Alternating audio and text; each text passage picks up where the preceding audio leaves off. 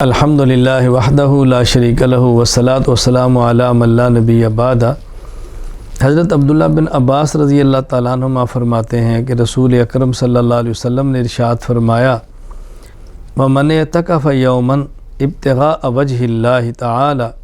جَعَلَ اللَّهُ بَيْنَهُ وَبَيْنَ النَّارِ ثَلَاثَ خَنَادِقَ كُلُّ خَنْدَقٍ أَبْعَدُ مِمَّا بَيْنَ الْخَافِقَيْنِ۔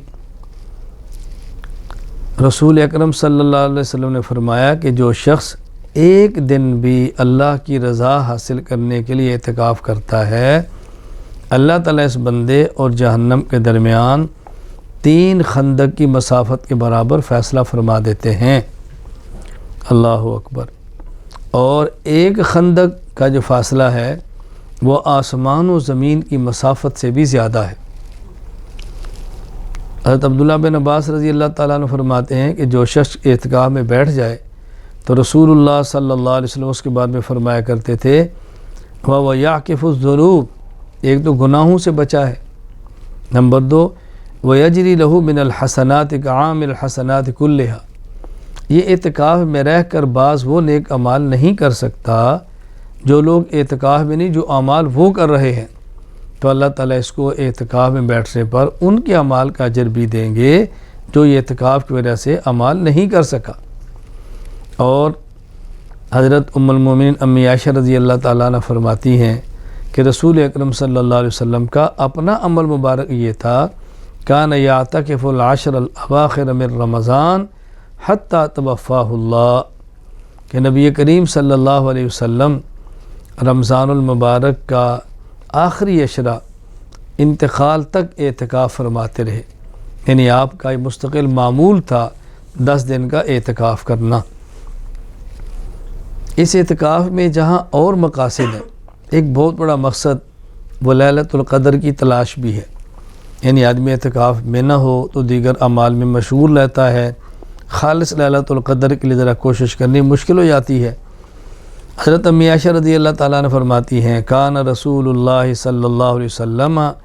یجاور فی العشر الاواخر من رمضان، نبی کریم صلی اللہ علیہ وسلم رمضان کا آخری عشرہ اعتکاف فرمایا کرتے اور فرماتے، تحروا لیلۃ القدر فی العشر الاواخر من رمضان،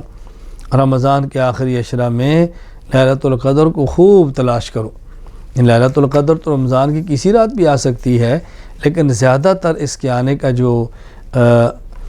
گمان ہے زیادہ تر وہ رمضان کے آخری عشرے میں آتی ہے، مطلب